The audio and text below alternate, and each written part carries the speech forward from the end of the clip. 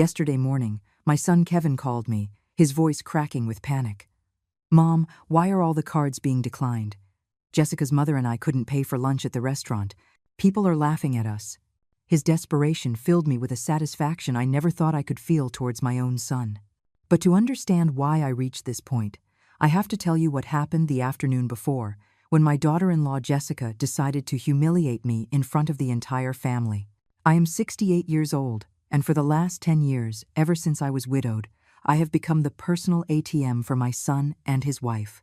Every whim, every craving, every unnecessary expense came out of my savings. But yesterday, while I was brewing coffee in my own house, Jessica turned to her friends who had come to visit and uttered the words that would change everything forever. "That old woman is only good for paying our bills." My son Kevin, instead of defending me, started laughing as if he had just heard the funniest joke in the world. I just stood there, coffee pot in hand, watching them make fun of me in my own living room. My hands trembled, but not from sadness. They trembled with a cold rage I had never felt before, because in that moment, I understood something I had been denying for years. To them, I wasn't a mother. I wasn't a mother-in-law. I wasn't even a person. I was just a bank account with legs. For 10 years, I was their financial salvation. When Kevin lost his job, I paid his rent for 8 months. $800 a month that came out of my retirement fund without him lifting a finger to look for a real job. When Jessica wanted to replace her entire wardrobe because she needed to look professional, it was $3,000 on my credit card. When they wanted to go on vacation to Cancun because they deserved it after so much stress, another $5,000 disappeared from my savings. I was never invited on those vacations, of course. I was good for paying, not for accompanying them. "It's a romantic trip, Mom," Kevin would tell me whenever I hinted that I'd like to see the beach. "You understand, right?" And I, like the idiot I was for years, always understood. I always paid. I always stayed quiet while they lived the life that I financed. The final straw came 3 months ago, when Jessica decided she needed a new car. "The one we have is getting so old, Eleanor," she told me in that syrupy voice she used when she wanted something expensive. "Besides, if we're going to have children soon, we need something safer." $15,000 for the down payment. $15,000 that represented 2 years of my savings. But I paid it, as always, because it was for the good of the family. But yesterday, after hearing those poisoned words, after watching my own son laugh at me, something changed in my heart forever. I couldn't sleep that night. Not because of sadness, but because of a clarity that burned inside me. I got up at 3 o'clock in the morning, turned on my computer, and began to make the decisions I should have made years ago. First, I canceled all the authorized user cards they had in my name, every one of the 5 cards they used, as if they were their own. Then, I closed the joint savings account where I deposited money every month for emergencies that were never real emergencies, but rather expensive restaurant bills and designer clothes. I also changed all the passwords to my bank accounts and removed their names from my automatic transfers.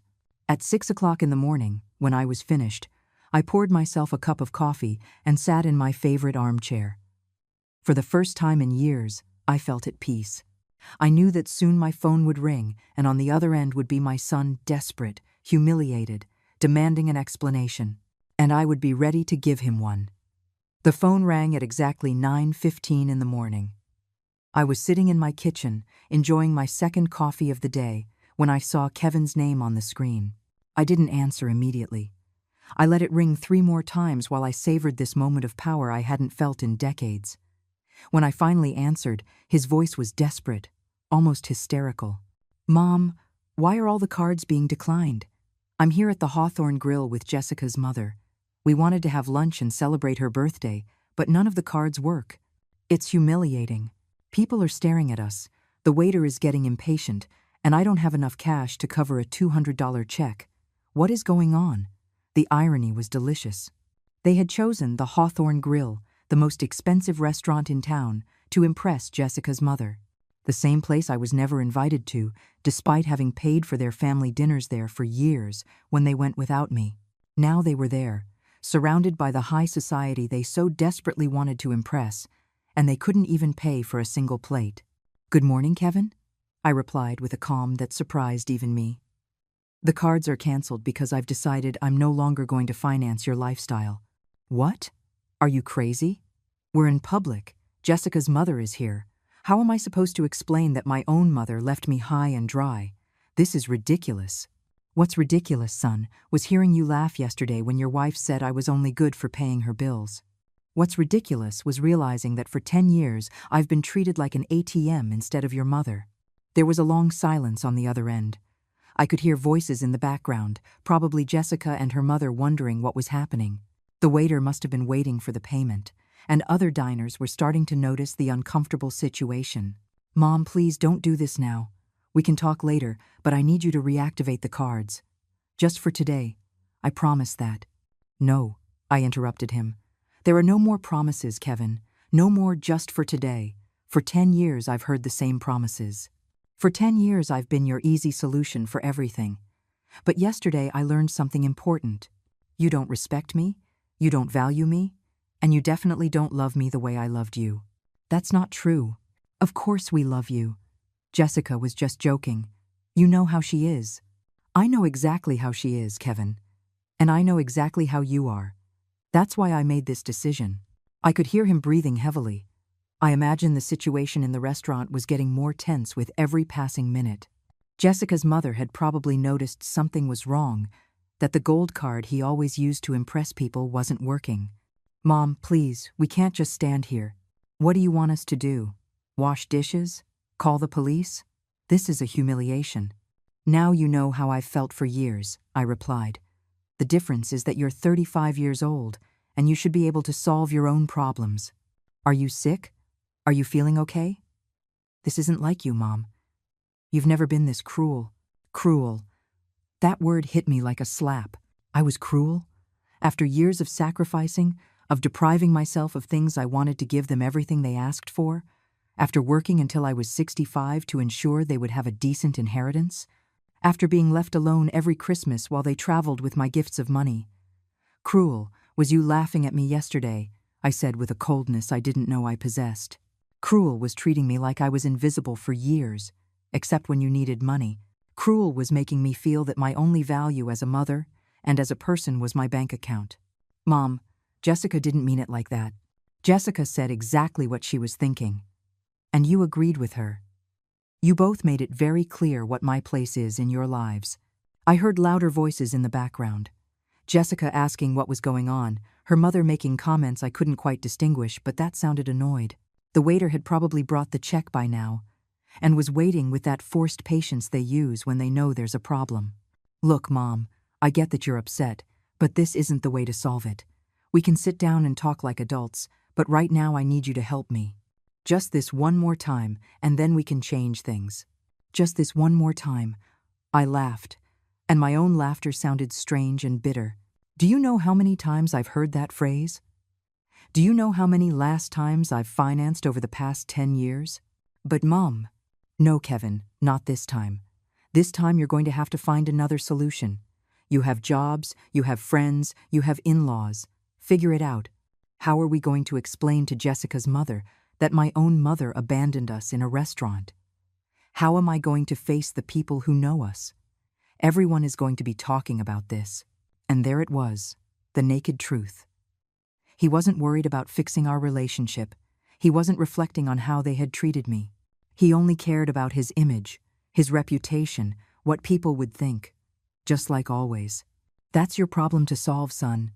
For years I worried about your image, your comfort, your happiness. Now it's time for me to worry about mine.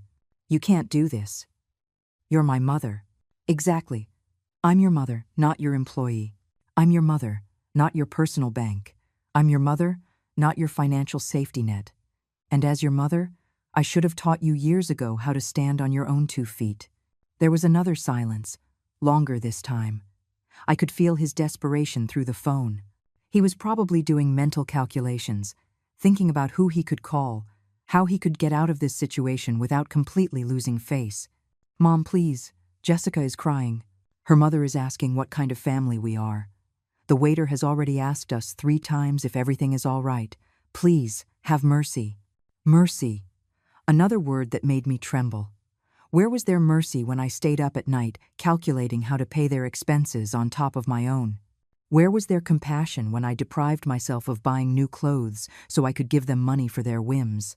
Mercy is earned over years, Kevin, and you two lost it yesterday. I hung up the phone. My hands were shaking slightly, but not from fear or sadness. They were shaking with adrenaline, with a sense of power I hadn't experienced in decades. For the first time in years, I had put my own needs first. For the first time in years, I had said no. For the next 30 minutes, the phone didn't stop ringing. First, it was Kevin again, then Jessica, then a number I didn't recognize but assumed was Jessica's mother. Every call I rejected gave me more strength, more conviction that I was doing the right thing. I poured myself another coffee and sat on my back patio, enjoying the silence I had missed so much. But the calm didn't last long. At 11 in the morning, I heard the unmistakable sound of Kevin's car pulling into my driveway. That car I had helped pay for, of course. 2 doors slammed shut, and I heard hurried footsteps heading towards my front door. The knocking began immediately, loud and insistent. "Mom, open the door. We need to talk." Kevin's voice sounded different now, more desperate but also more aggressive. "I know you're in there. Your car is in the driveway." I didn't move. I remained seated on my back patio, invisible from the front entrance, watching the birds at the feeder I had put up last year. It was funny how the small pleasures in life took on new meaning when you finally had the peace of mind to enjoy them. "Eleanor." Now it was Jessica's voice, sharp and demanding.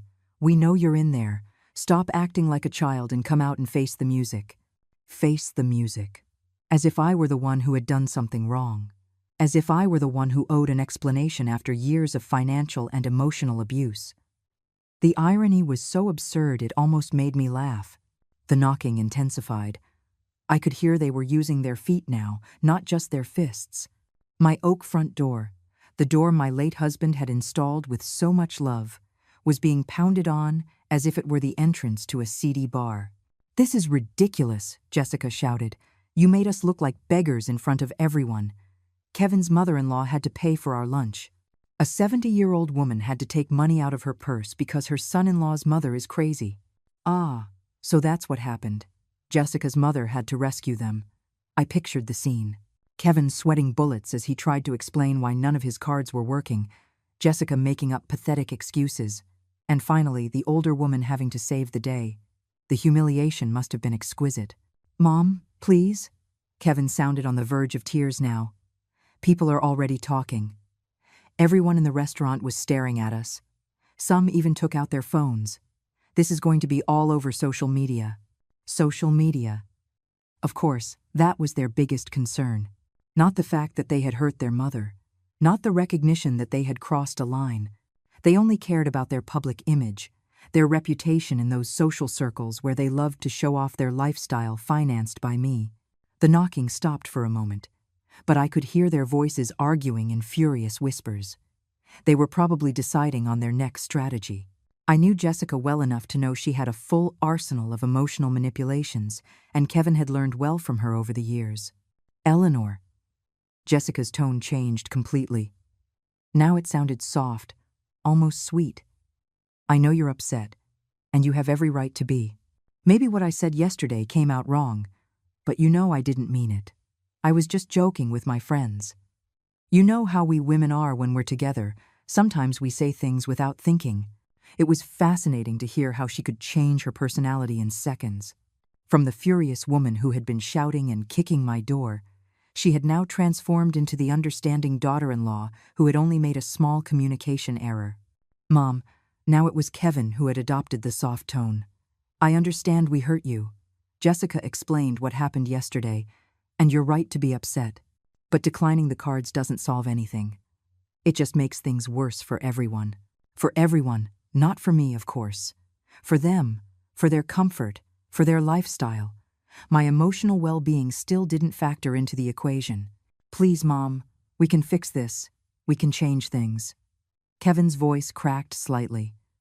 "But I need you to reactivate the cards today. I have bills due. The car insurance is up tomorrow.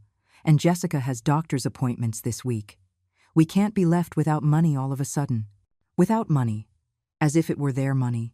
as if I were responsible for their insurance, their medical appointments, their expenses as independent adults. In that moment, I understood with crystal clarity that they truly saw no difference between my money and their own. In their minds, my savings were a family resource, not the result of decades of work and sacrifice by a woman who had already paid her dues in life. Eleanor, please, think about what you're doing. Jessica had switched strategies again. Now her voice sounded concerned, almost motherly. What will people think if they find out you cut off your own son? What will they say at church? What will the family think? The church? The family? It was always the same with her. Using my reputation, my relationships, my image as an emotional lever, as if my worth as a person depended on what others thought. As if my dignity was less important than the opinion of people who probably didn't even know how they treated me in the privacy of our homes. Look, Mom, Kevin had adopted a more serious, more adult tone now. I understand you want us to change some things. We can talk about boundaries, about how to better manage the family finances. But this isn't the way. This is emotional manipulation. Emotional manipulation. The words echoed in my head like a slap. I was being emotionally manipulative? After years of their subtle blackmail, of being made to feel guilty every time I hesitated to give them money, of them using my motherly love to empty my bank account. The projection was so obvious it was almost laughable. The knocking started again, but more spaced out now, less aggressive. They were realizing the brute force strategy wasn't working. I could hear them move away from the door, probably walking around the house to see if they could spot me through a window. "Eleanor!" Jessica shouted from what sounded like my side window. "We saw your shadow. We know you're in there. Stop hiding like a coward." Coward. There was the real Jessica again, the one who peeked out when the sweet manipulations failed. The woman who had called me that old woman the day before, who had turned my generosity into a punchline, who had trained my son to see me as a resource instead of a person. I got up from my chair and walked slowly towards the window where she had shouted. I pulled back the curtain just enough for her to see me, and our eyes met through the glass. Her expression immediately changed from fury to relief, and then to that fake smile I knew so well. "There you are," she exclaimed, as if she had just found a lost child. "Come on, open the door, and let's talk like a family." I looked her directly in the eye for a long moment, feeling a strange calm. Then, very slowly, I closed the curtain again. I heard her shriek of frustration, followed by more pounding on the window, but this time I didn't flinch. I went back to my patio and sat down again. The phone immediately started ringing, but I silenced it. For the first time in years, my house was truly my own. The shouting and banging continued for another hour, but they gradually lost intensity. From my back patio, I could hear fragments of their frustrated conversations, their desperate plans to make me change my mind. Jessica suggested calling a locksmith to force the door open, but Kevin reminded her that would be breaking and entering. Even in their desperation, they didn't want to risk real legal trouble. Finally, I heard the car doors slam shut and the engine driving away. But I knew this was far from over. I knew Jessica well enough to know she was already planning her next move, probably something more elaborate and emotional. I wasn't wrong. At 3 o'clock in the afternoon, my phone started ringing with unknown numbers. First, it was Jessica's mother, her voice polite but firm. "Eleanor, dear, I think there's been a misunderstanding. Jessica told me what happened, and I'm sure we can resolve this like civilized adults." I hung up without responding. Then it was my sister Carol, who lives in another state and had obviously received a heavily edited version of the events. "Eleanor, Kevin called me, very worried. He says you're acting strangely and that you left them high and dry at a restaurant. Are you okay? Are you feeling sick?" "I'm perfectly fine, Carol," I responded. "Better than ever, in fact. But I don't understand. Kevin says you canceled all their cards without any warning. That doesn't sound like the Eleanor I know. You've always been so generous with your family." "Maybe that was the problem," I said. "Maybe I was too generous for too long. But, Eleanor, they're your family. Jessica says you're punishing them for an innocent joke. Surely you can sit down and talk this out." An innocent joke. It was impressive how Jessica had managed to rewrite history in just a few hours. From a cruel humiliation in front of guests, It had now become an innocent joke that I had misinterpreted because I was too sensitive. "Carol, have you ever felt like an ATM for your children?" I asked directly. "What?" "No, why do you ask?" "Because that's exactly what I am to Kevin and Jessica. And yesterday, I finally realized it." "Eleanor, you're exaggerating. Parents always help their children. It's normal. Is it normal to pay your adult son's rent for years? Is it normal to finance their vacations while you stay home alone? Is it normal for them to make fun of you for being generous?" Carol was quiet for a moment. "Well, maybe they've taken advantage of your generosity a little, but cutting everything off at once seems very drastic." "You know what's drastic, Carol? Working until you're 65 to ensure a decent inheritance for your son, only to find out he's already spending it while you're still alive." After that conversation, I decided to unplug the landline. I put my cell phone on airplane mode. I needed silence to process everything I was feeling, to plan my next steps. That night, as I prepared my dinner alone for the first time in months without the anxiety of waiting for calls, asking for money, I realized something important. I didn't feel guilty. My whole life, I had been trained to feel guilty when I didn't meet the needs of others, especially my family. But this time, that familiar guilt wasn't there. In its place, I felt something I hadn't experienced in years. Mental clarity, as if I had been living in an emotional fog and could finally see clearly. Every decision I had made in the last 10 years played out in my mind like a movie, and I could see patterns I hadn't wanted to acknowledge before. The cycle was always the same. Kevin or Jessica would approach me with a temporary financial problem. I would initially resist. They would apply emotional pressure. "It's just this one time. We're desperate. What will people think?" I would give in. They would solve their immediate problem, and a few weeks later, a new temporary problem would appear. There was never a real repayment plan. There was never a genuine acknowledgement of my sacrifice. And there was definitely never an invitation to participate in the benefits of my own generosity. I paid for their vacations, but I wasn't invited.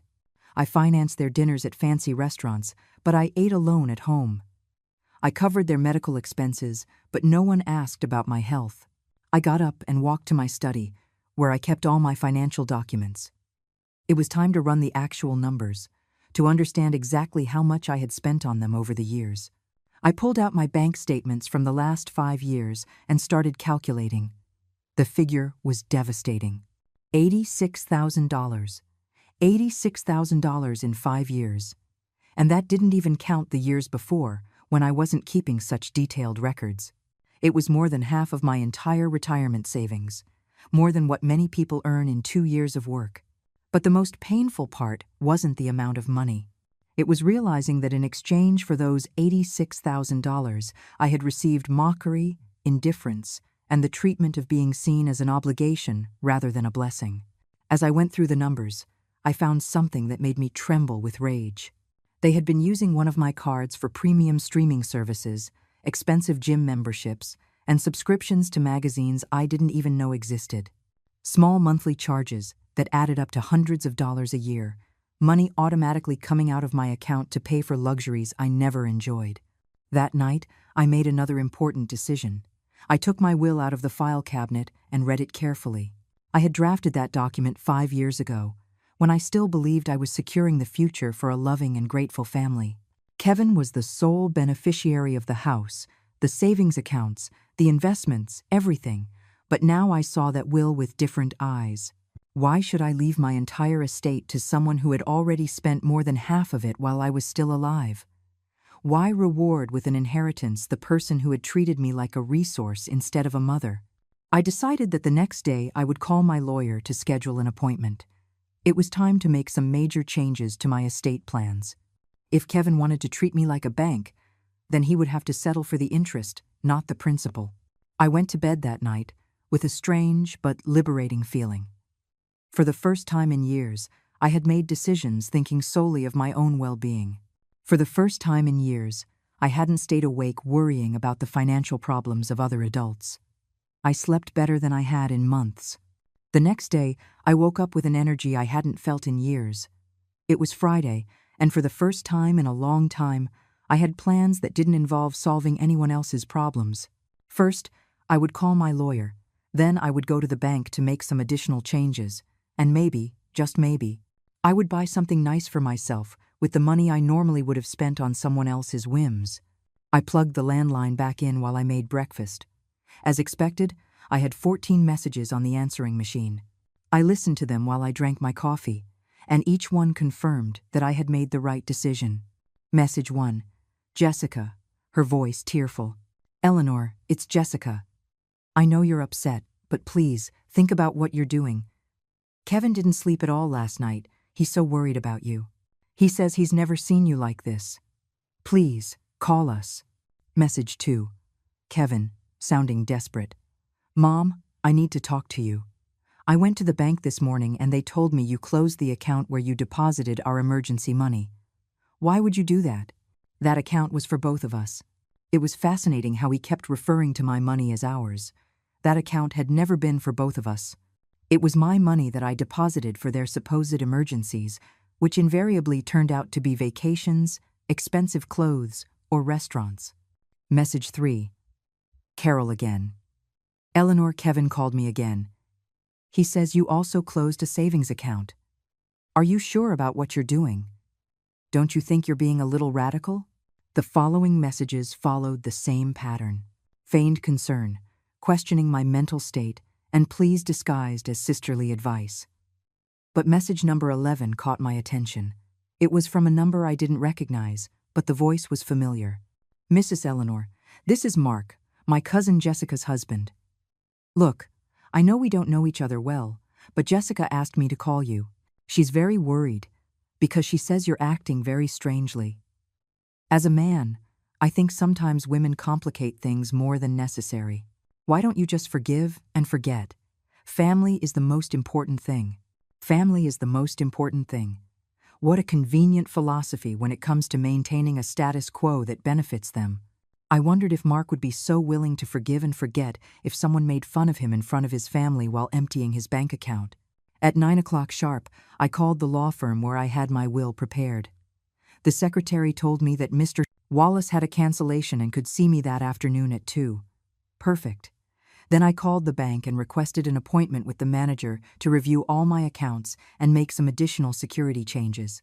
I also wanted to make sure that Kevin had no access to any information about my finances. As I was getting ready to leave, the doorbell rang. For a moment I thought it was Kevin and Jessica again, but when I looked out the window I saw my neighbor Sharon standing on the porch. Sharon was a 62-year-old woman who had been widowed 2 years ago, and we occasionally chatted over the garden fence. I opened the door with some curiosity. Sharon had never come to visit me formally before. "Good morning, Eleanor," she said with a warm smile. "I hope I'm not bothering you, but I heard a lot of noise and shouting yesterday, and I wanted to make sure you were okay." I invited her in and served her coffee.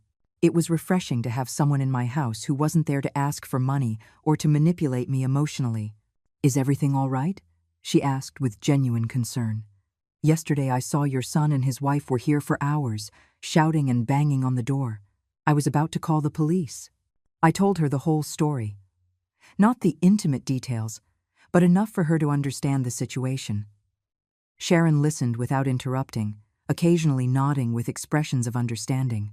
"Eleanor," she said when I finished, "I have to confess something. For years I've watched how they treat you when they come to visit. I've seen them arrive in new cars, dressed in expensive clothes, talking on the latest smartphones. Meanwhile, you're still driving the same 10-year-old car and shopping at discount stores." Her words hit me because they were the external confirmation of something I had been denying internally.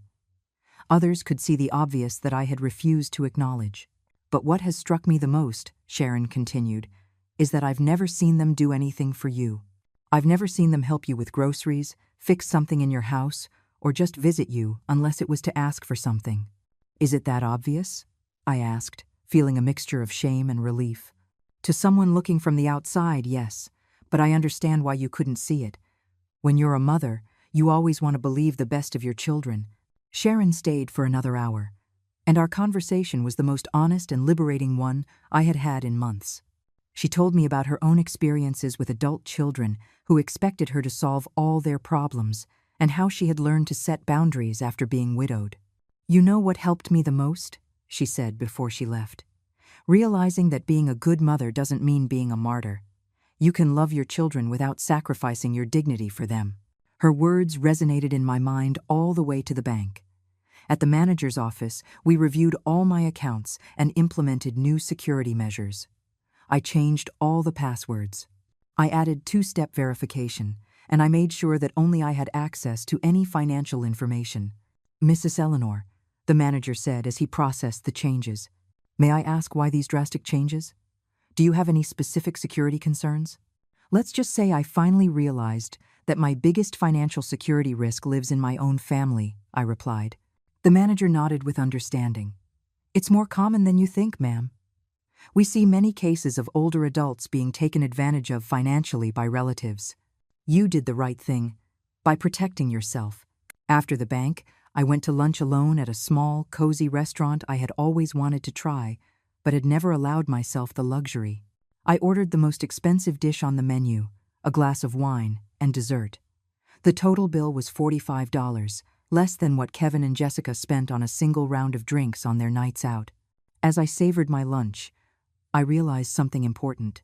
It had been years since I had enjoyed a meal without the constant anxiety of calculating how much it was costing me, how much I might need to set aside for Kevin's next emergency, or whether I could afford this small personal pleasure. For the first time in years, I was eating with genuine appetite and pleasure. The appointment with Mr. Wallace, the lawyer, was revealing in ways I hadn't anticipated. When I explained the situation and my desire to change my will, he showed no surprise. In fact, he told me that cases like mine were more frequent than I imagined. "Mrs. Eleanor," he said as he reviewed my current will, "I see we drafted this document 5 years ago. At that time, you designated your entire estate to your son, Kevin. Are you sure you want to make significant changes?" "Completely sure," I replied. "Over these 5 years, I've seen my son's true character. He has shown that he doesn't value my generosity, and frankly, he has already spent more than half of his inheritance while I'm still alive." The lawyer took notes as I detailed the $86,000 I had documented, not counting the previous years. His eyebrows rose slightly when I mentioned the figure. "I understand your position," he said. "What kind of changes are you considering?" "I want to divide my estate. One part to charitable organizations that actually help people in need, not whimsical adults. Another part for my sister Carol, who has always been independent and has never asked me for anything. And for Kevin." I paused.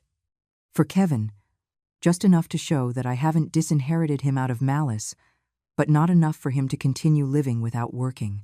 "Are you thinking of a specific percentage?" 50% to charity, 30% to my sister, and 20% to Kevin, on the condition that he can only receive his share if he demonstrates a full year of total financial independence."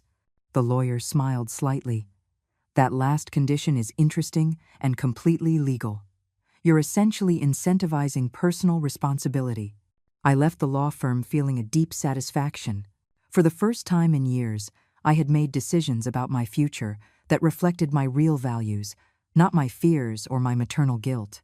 When I got home, there was an unfamiliar car in my driveway. An older, elegantly dressed woman was standing on my porch. It was Jessica's mother, Brenda.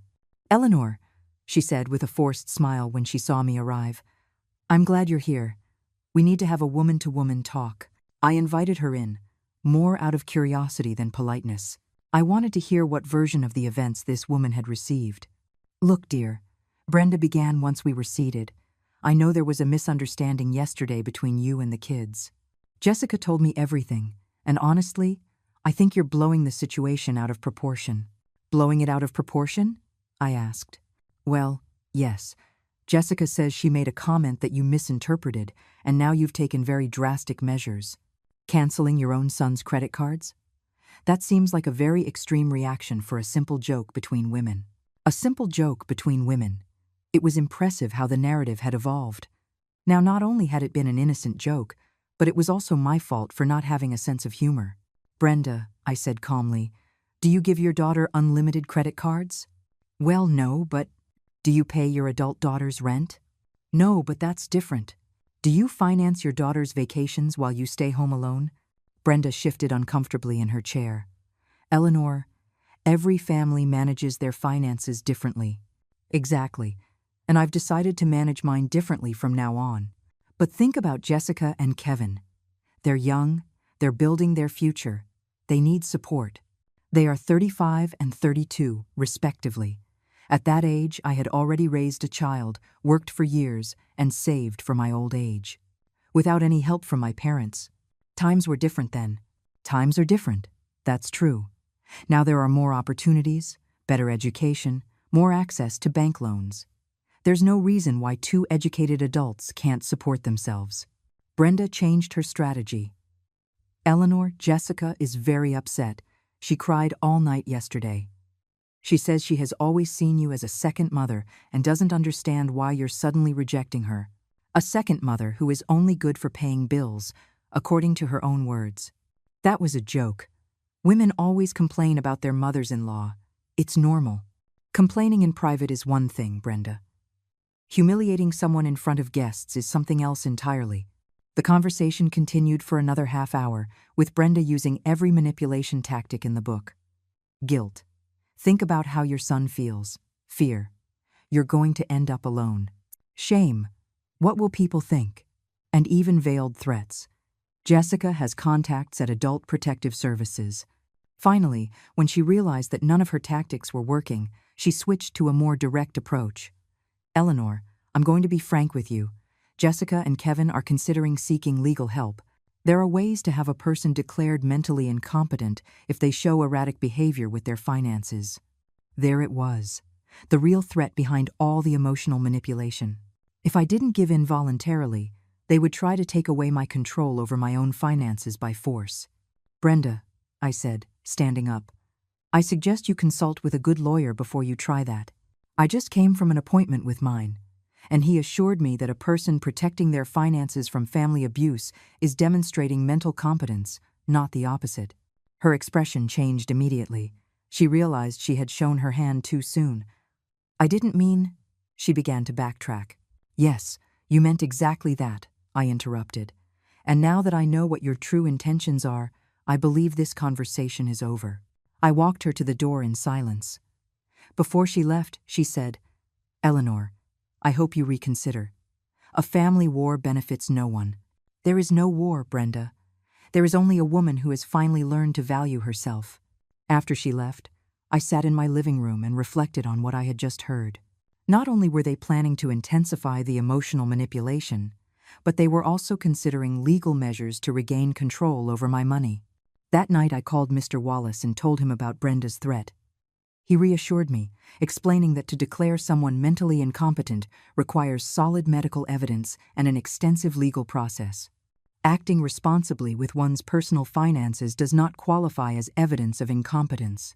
However, he warned me, I recommend you document everything, record conversations if possible, keep records of their threats, and consider getting a preventative psychological evaluation to have evidence of your mental competence. That night, for the first time since this all began, I felt a little bit of fear. But it wasn't fear of doing something wrong. It was fear of how far they would be willing to go to regain control over my money. But I also felt something stronger than fear, determination. Brenda's threat kept me awake that night, but not from fear, from a cold rage that grew with every passing hour. How dare they even consider having me declared mentally incompetent for protecting my own money? It was the ultimate manipulation. If you can't get what you want through persuasion, try to strip the person of their legal right to decide for their own life. The next day, Saturday, I followed Mr. Wallace's advice. First, I went to a private clinic where I had a complete psychological evaluation. The doctor, a professional woman in her 50s, listened as I explained the situation. Mrs. Eleanor, she said after 2 hours of tests and interviews, let me be perfectly clear. You are demonstrating exceptional mental lucidity. Recognizing patterns of abuse, establishing healthy boundaries, and protecting your financial resources are signs of a completely competent mind. In fact, I would say you're acting more rationally now than when you were enabling the financial abuse. She gave me an official report documenting my full mental competence, dated and sealed. It was my insurance policy against any future legal challenges. When I got home, I found Sharon working in her garden. She came over to the fence that separated our properties with a worried expression. Eleanor, an older woman, came by yesterday asking about you. She wanted to know if you had been acting strangely lately. I told her you seemed happier and more relaxed than ever. I told her about Brenda's visit and her veiled threat.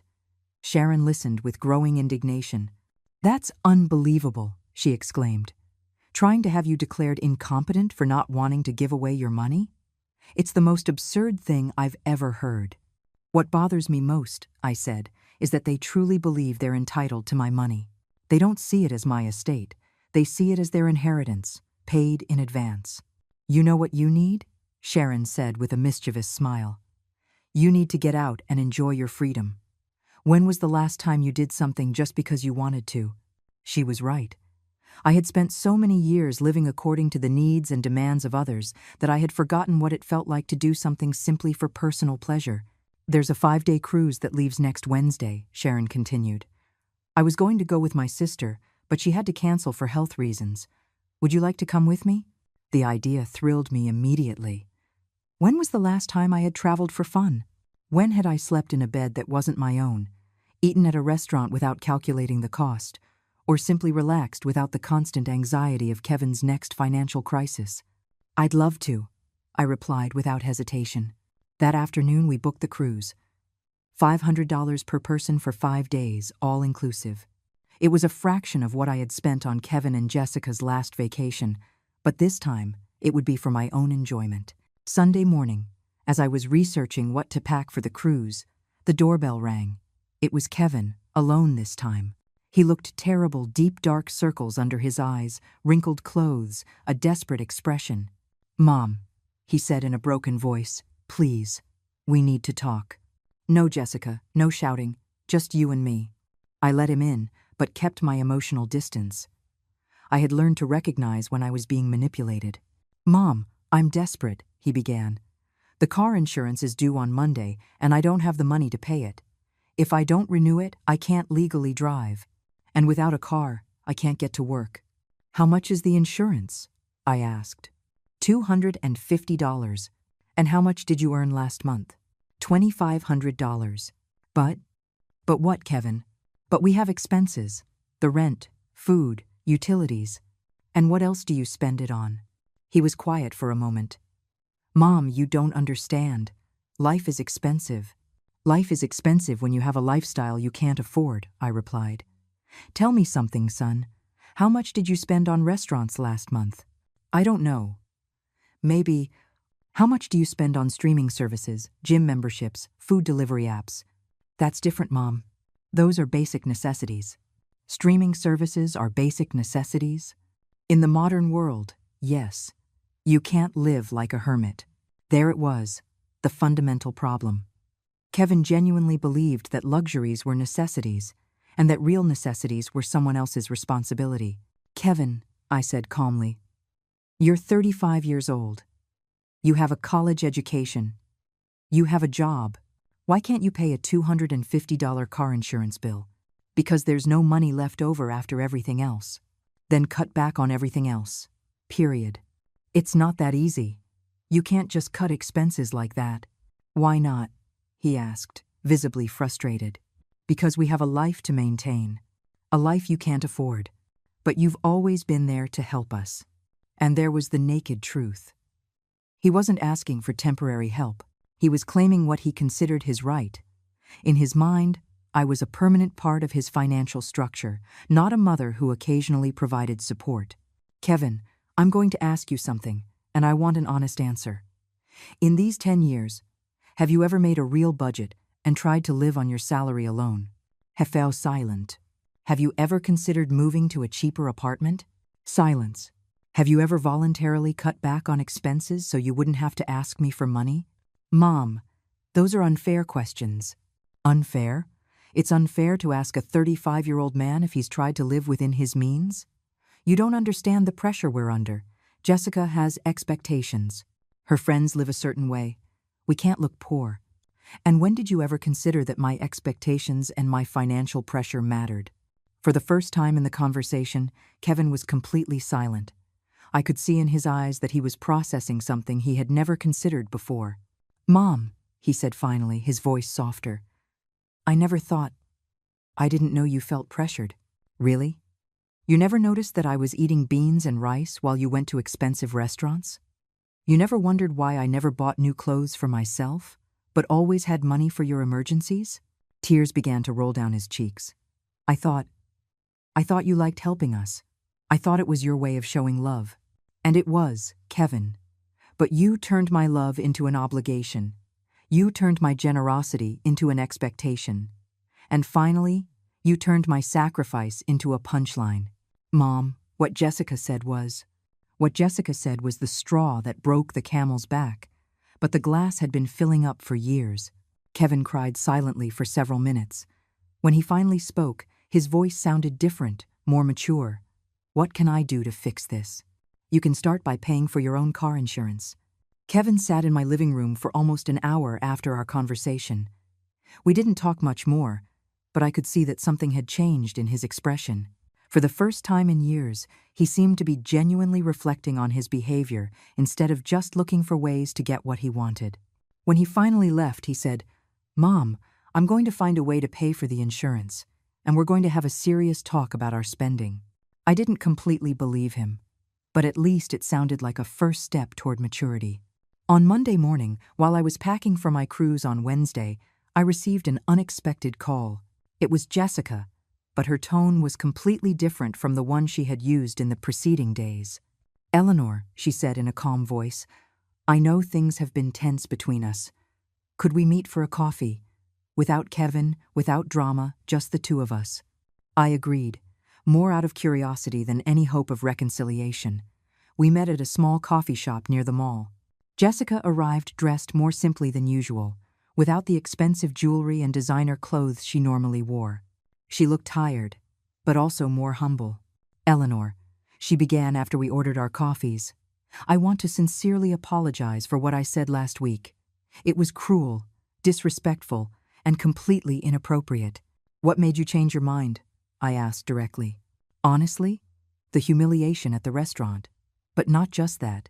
These past few days, I've had to face the reality of our finances without your support, and I realized something terrifying. What was that? That we have no idea how to live within our means. We've been living like we were rich for years, because you were financing the difference between our income and our expenses. It was the first time I had ever heard Jessica offer an honest reflection on her financial situation. Yesterday, she continued, Kevin and I sat down and made a real budget, just with our salaries, without outside help. Do you know what we discovered? Tell me, that we spend almost double what we earn. Double, Eleanor. Not just a little more, but double. And you were always covering the difference. And what are you going to do now? We're going to have to make drastic changes. The apartment where we live costs $1,200 a month. With our combined salaries, we should be paying $800 at most. We're going to have to move. And Kevin is okay with that? He resisted at first, but when he saw the numbers on paper, he had no choice. We're also going to have to cancel memberships, services, and completely change how we socialize. Jessica paused to take a sip of her coffee. Eleanor, I want to ask you something, and please be honest with me. When did you start to resent our financial dependence? The question surprised me with its directness. I think the resentment grew gradually, but it crystallized when I realized that you didn't just expect my help. You took it for granted. When was that? When you stopped asking for money and just started using it. When the authorized user cards became normal. When my savings became your automatic emergency fund. Jessica nodded with an ashamed expression. You're right. At some point, we stopped seeing you as a person who was helping us and started seeing you as a resource. Exactly.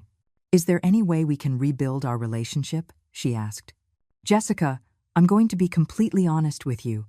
The relationship we had before no longer exists. That relationship was based on an unsustainable dynamic where I gave and you took. If we want to build something new, it has to be on completely different foundations. What kind of foundations? Mutual respect, financial independence on your part, and a relationship where my value isn't determined by my economic utility. Jessica was silent for a long moment. Does that mean you'll never help us again? It means that if you ever need real help, in a genuine emergency, after you've proven you can live responsibly on your own, we could consider it. But it would be help, not a permanent subsidy. How long would we have to prove our independence? It's not a test with a deadline, Jessica. It's a life change. If you can maintain a balanced budget, live within your means, and build your own emergency savings, then you will have demonstrated real financial maturity. And our vacations? Our dinners at expensive restaurants? Those are things you'll have to earn with your own work, like most people do. Jessica looked genuinely overwhelmed. Eleanor, I'm not sure we even know how to live like that. Then it's time you learn. You have educations, jobs, and abilities. The only thing you've been missing is the motivation to be independent. And if we fail, then you'll fail as responsible adults, learning from your mistakes. But at least you'll fail as masters of your own decisions, not depending on someone else to solve your problems. We finished our coffees in a thoughtful silence. As we got up to leave, Jessica said to me, Eleanor, I know this doesn't fix everything, but I want you to know that I've learned something important this week. What's that? That being an adult isn't just about being a certain age. It's about taking on adult responsibility. And we've been playing house while you carried the real responsibilities. It was the most mature reflection I had ever heard her make. That evening, as I finished packing for my cruise, I felt strangely at peace. I hadn't lost a family. I had left behind a toxic dynamic that was hurting all of us. If Kevin and Jessica truly wanted to change, they would have to prove it with actions, not just words.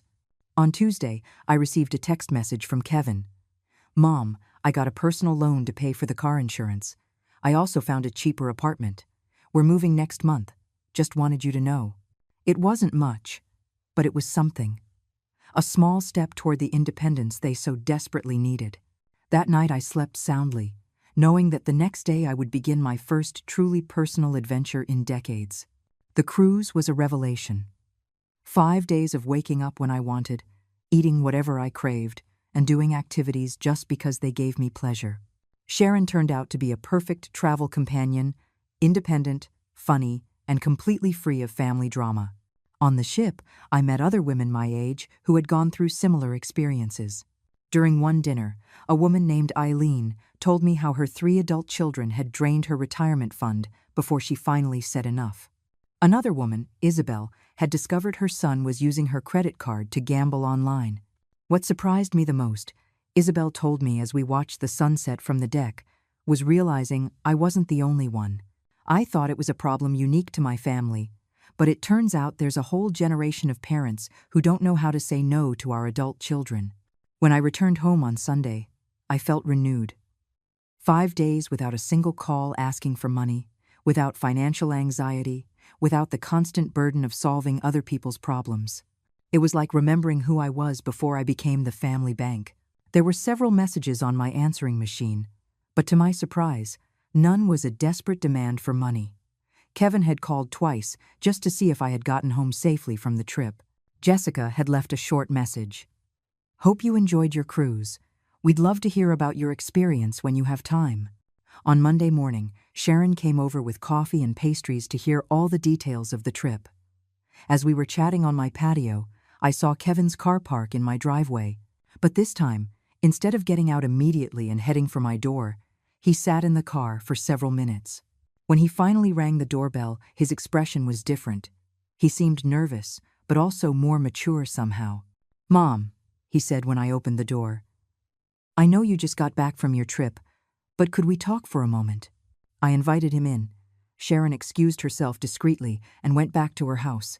Mom, I wanted to tell you what we've been doing this week, Kevin began. Jessica and I moved into a smaller apartment. We're paying $600 less in rent a month. How do you feel about the change? Honestly, it was hard at first. The apartment is smaller, it's in a less fancy neighborhood. But after a few days, I realized something important. What's that? That I can sleep soundly knowing we're paying for everything with our own money. I don't have that constant anxiety of not knowing how we're going to cover next month's bills. It was the first time I had heard Kevin talk about financial anxiety from his perspective. It had never occurred to me that he might have also been stressed by the unsustainability of his lifestyle. We also canceled the expensive gym memberships and joined a basic one that costs a fifth of the price, he continued. And Jessica found a part-time job on weekends to bring in extra income. Jessica is working more? Yes, and it was her idea. She says she wants to contribute more actively to our finances instead of just managing money that comes from other places. I was surprised to hear that Jessica had taken that initiative. Mom, I also wanted to formally apologize. Not just for what happened 2 weeks ago, but for all these years. I never realized I was treating you like an ATM instead of my mother. What made you realize it? When we had to make our first real budget, I realized I had no idea how much it actually cost to live. My entire adult life, I had been living above my means because you were covering the difference. Kevin paused and looked me directly in the eyes. Mom, I want you to know that these past few days have been the first in years where I feel like a real adult making my own decisions, solving my own problems, being responsible for my own consequences. And how does that feel? Terrifying, but also liberating. I didn't know how much weight I was carrying until I got rid of it. Weight. The weight of knowing, deep down, that he wasn't truly independent. The weight of knowing he was living a financial lie. The weight of knowing his lifestyle depended on exploiting his mother's generosity. Those words hit me deeply. For years I had thought I was the only one suffering in that dynamic. But it turned out that Kevin had been carrying guilt and anxiety as well. Mom, I know I have no right to ask you for anything after everything that's happened, but there's something I'd like to ask you. Tell me, do you think one day we could have a normal relationship? A relationship where I'm your son who visits because he loves you, not because he needs something. The question moved me because it implied that he understood the difference. Kevin, that relationship can start today if you want it to. I've always wanted a son who visits because he cares about me, not because I'm useful. Then, would you like it if Jessica and I came for lunch on Sunday? We'll bring the food, we'll cook, and we'll just spend time together. I would love that. After Kevin left, I sat in my living room reflecting on everything that had changed in 2 weeks. I had lost my role as my family's financial rescuer, but I had gained something more valuable: my self-respect and the possibility of a genuine relationship with my son. That evening, I called Mr. Wallace to ask about modifying my will again. After the conversation with Kevin, I wanted to consider a different approach. Instead of punishing him permanently, I decided to create a will that rewarded demonstrated maturity over time. Mrs. Eleanor, the lawyer said, you're thinking of a tiered will based on behavior. Exactly. If Kevin demonstrates real financial independence for 2 consecutive years, he could receive a larger portion. If he continues that pattern for 5 years, another portion. But if he falls back into his old habits, we revert to the original plan. It's a smart structure. It incentivizes long-term personal growth. As I hung up the phone, I realized that for the first time in years, I was planning my future based on hope instead of fear. Hope that my son had truly learned and grown. Hope that our relationship could heal. Hope that my final years would be lived with dignity and respect. I went out to my patio and looked at the stars. In the distance, I heard the sound of the fountain I had installed in my garden last year. A small luxury I had only allowed myself after years of doubting whether I deserved to spend that money on myself. Now I knew the answer. I had always deserved to treat myself with the same generosity I had shown to others. It had taken 68 years to learn that lesson, but I had finally learned it. And I would never forget it again.